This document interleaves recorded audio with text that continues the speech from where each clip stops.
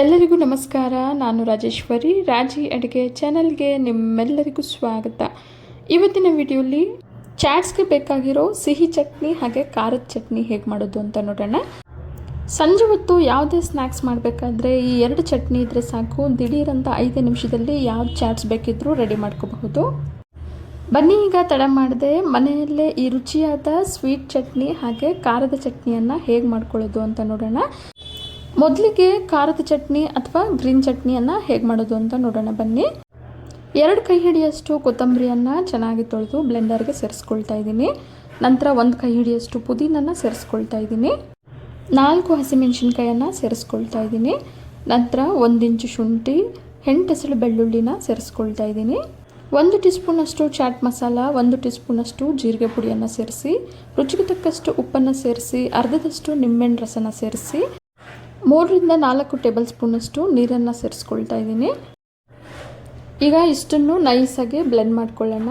ಹಸಿಮೆಣಸಿನ್ಕಾಯನ್ನು ನಿಮ್ಮ ರುಚಿಗೆ ತಕ್ಕಂತೆ ಸೇರಿಸ್ಕೋಬಹುದು. ಖಾರ ಜಾಸ್ತಿ ಇಷ್ಟಪಡೋರು 8 ಹಸಿಮೆಣಸಿನ್ಕಾಯನ್ನು ಸೇರಿಸ್ಕೋಬಹುದು. ಚಾಟ್ಸ್ಗೆ ಬೇಕಾಗಿರೋ ಗ್ರೀನ್ ಚಟ್ನಿ ಈಗ ರೆಡಿಯಾಗಿದೆ. ಈಗ ಇದನ್ನು ಒಂದು ಗಾಜಿನ ಕಂಟೈನರ್ಗೆ ಸೇರಿಸ್ಕೊಳ್ತಾ ಇದ್ದೀನಿ. ಈ ಚಟ್ನಿಯನ್ನು 8 ರಿಂದ 10 ದಿನದವರೆಗೂ ಫ್ರಿಜ್ಜಲ್ಲಿ ಸ್ಟೋರ್ ಮಾಡಿ ಇಟ್ಕೋಬಹುದು. ಚಾಟ್ಸ್ಗೆ ಬೇಕಾಗಿರೋ ಗ್ರೀನ್ ಚಟ್ನಿ ಹೇಗೆ ಮಾಡೋದು ಅಂತ ನೋಡಿದ್ದೀವಿ. ಈಗ ಸಿಹಿ ಚಟ್ನಿ ಅಥವಾ ಹುಣಸೆ ಹಣ್ಣಿನ ಚಟ್ನಿ ಅಂತಲೂ ಕೂಡ ಕರೀತಾರೆ. ಬನ್ನಿ ಈಗ ಹೇಗೆ ಮಾಡೋದು ಅಂತ ನೋಡೋಣ. ಸಿಹಿ ಚಟ್ನಿ ಮಾಡೋದಕ್ಕೆ ಮೊದಲಿಗೆ ನಾನಿಲ್ಲಿ 1 ಕೈ ಹಿಡಿಯಷ್ಟು ಹುಣಸೆ ಹಣ್ಣನ್ನು ಪಾತ್ರೆಗೆ ಸೇರಿಸ್ಕೊಳ್ತಾ ಇದ್ದೀನಿ. ನಂತರ 1 ಕೈ ಹಿಡಿಯಷ್ಟು ಖರ್ಜೂರನ್ನು ಬೀಜ ತೆಗೆದು ಸೇರಿಸ್ಕೊಳ್ತಾ ಇದ್ದೀನಿ. 1 ಕೈ ಹಿಡಿಯಷ್ಟು ಉಂಡೆ ಬೆಲ್ಲನ ಸೇರಿಸಿ 2 ಕಪ್ಪಷ್ಟು ನೀರನ್ನು ಸೇರಿಸ್ಕೊಳ್ತಾ ಇದ್ದೀನಿ. ಈಗ ಗ್ಯಾಸ್ ಫ್ಲೇಮನ್ನು ಆನ್ ಮಾಡಿ 3 ಒಣಮೆಣಸಿನ್ಕಾಯನ್ನು ಸೇರಿಸ್ಕೊಳ್ತಾ ಇದ್ದೀನಿ. ಒಣಮೆಣಸಿನ್ಕಾಯಿ ಬದಲಿಗೆ ಅಚ್ಚಕಾರದ ಪುಡಿಯನ್ನು ಕೂಡ ಸೇರಿಸ್ಕೋಬಹುದು. ಅಚ್ಚಕಾರದ ಪುಡಿ ಸೇರಿಸೋದಾದರೆ ಅರ್ಧ ಟೀ ಸ್ಪೂನಷ್ಟು ಅಚ್ಚಕಾರದ ಪುಡಿ ಸೇರಿಸ್ಕೊಂಡ್ರೆ ಸಾಕು. ಈಗ ಇದಿಷ್ಟನ್ನು ಮೀಡಿಯಂ ಫ್ಲೇಮಲ್ಲೇ 5 ರಿಂದ 10 ನಿಮಿಷ ಚೆನ್ನಾಗಿ ಬೇಯಿಸ್ಕೊಳ್ಳೋಣ. ಮೀಡಿಯಂ ಫ್ಲೇಮಲ್ಲೇ 10 ನಿಮಿಷ ಬೇಯಿಸ್ಕೊಂಡಾಗಿದೆ. ಈಗ ಗ್ಯಾಸ್ ಫ್ಲೇಮನ್ನು ಆಫ್ ಮಾಡಿ ಪೂರ್ತಿಯಾಗಿ ತಣ್ಣಗಾದ ನಂತರ ಮಿಕ್ಸಿ ಜಾರ್ಗೆ ಸೇರಿಸ್ಕೊಳ್ತಾ ಇದ್ದೀನಿ. ಮಿಕ್ಸಿ ಜಾರ್ಗೆ ನೀರು ಸಮೇತ ಸೇರಿಸ್ಕೊಳ್ತಾ ಇಲ್ಲ. ಬೆಂದಿರೋ ಹುಣಸೆ ಹಣ್ಣು, ಖರ್ಜೂರ, ಒಣಮೆಣಸಿನ್ಕಾಯನ್ನು ಸೇರಿಸ್ಕೊಂಡ್ರೆ ಸಾಕು. ಇದಿಷ್ಟನ್ನು ಸೇರಿಸ್ಕೊಂಡಿದ ನಂತರ ನೈಸಾಗಿ ಗ್ರೈಂಡ್ ಮಾಡ್ಕೊಳ್ಳೋಣ.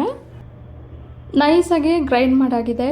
ಈಗ ಇದನ್ನು ಪಾತ್ರೆಯಲ್ಲಿ ಉಳಿದಿರೋ ನೀರಿಗೆ ಸೇರಿಸಿ ಚೆನ್ನಾಗಿ ಮಿಕ್ಸ್ ಮಾಡ್ಕೊಳ್ಳೋಣ. ಈ ಚಟ್ನಿಗೆ ಖರ್ಜೂರ, ಒಣಮೆಣಸಿನ್ಕಾಯಿ, ಬೆಲ್ಲ ಎಲ್ಲ ಸೇರಿಸಿರೋದ್ರಿಂದ ಬರೀ ಸಿಹಿ ಅಲ್ಲದೆ ಸಿಹಿ ಜೊತೆಗೆ ಹುಳಿಯಾಗಿ ಖಾರವಾಗಿ ತಿನ್ನೋದಕ್ಕೆ ತುಂಬಾ ಚೆನ್ನಾಗಿರುತ್ತೆ. ಈಗ ಗ್ಯಾಸ್ ಫ್ಲೇಮನ್ನು ಆನ್ ಮಾಡಿ ಲೋ ಫ್ಲೇಮಲ್ಲಿ ಕುದಿಯೋದಕ್ಕೆ ಇಡೋಣ. 1 ಟೀ ಸ್ಪೂನಷ್ಟು ಚಾಟ್ ಮಸಾಲಾನ ಸೇರಿಸಿ ಚೆನ್ನಾಗಿ ಮಿಕ್ಸ್ ಮಾಡಿ ಲೋ ಫ್ಲೇಮಲ್ಲೇ 2 ನಿಮಿಷ ಕುದಿಸ್ಕೊಳ್ಳೋಣ. 2 ನಿಮಿಷ ಬೆಂದ ನಂತರ ಗ್ಯಾಸ್ ಫ್ಲೇಮನ್ನು ಆಫ್ ಮಾಡಿ ಇದಿಷ್ಟನ್ನು ಸೋದಿಸ್ಕೊಳ್ಳೋಣ. ಈ ರೀತಿ ಸೋದಿಸೋದ್ರಿಂದ ಹುಣಸೆ ಹಣ್ಣಲ್ಲಿ ಉಳಿದಿರೋ ನಾರಿನಂಶ ಹಾಗೆ ಒಣಮೆಣಸಿನ್ಕಾಯಲ್ಲಿ ಉಳಿಯೋ ಬೀಜಗಳೆಲ್ಲವೂ ಕೂಡ ನೀಟಾಗಿ ಫಿಲ್ಟರ್ ಆಗುತ್ತೆ.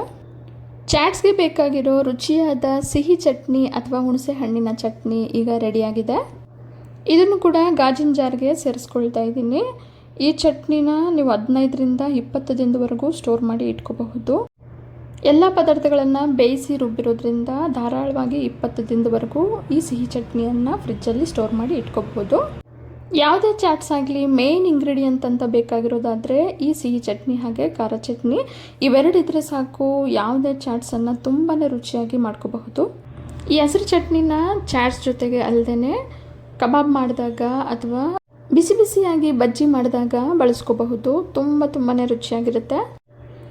ಇವತ್ತಿನ ಮನೆಯಲ್ಲೇ ಮಾಡ್ಕೊಂಡಿರುವಂಥ ರುಚಿಯಾದ ಸಿಹಿ ಚಟ್ನಿ ಹಾಗೆ ಖಾರದ ಚಟ್ನಿ ನಿಮಗೆಲ್ಲ ಇಷ್ಟ ಆಗಿದೆ ಅಂದ್ಕೊಂಡಿದ್ದೀನಿ. ಇಷ್ಟ ಆಗಿದ್ರೆ ಈಗಲೇ ಒಂದು ಲೈಕ್ ಮಾಡಿ, ಹಾಗೆ ನಿಮ್ಮ ಫ್ಯಾಮಿಲಿ ಆ್ಯಂಡ್ ಫ್ರೆಂಡ್ಸ್ ಜೊತೆ ಶೇರ್ ಮಾಡಿ.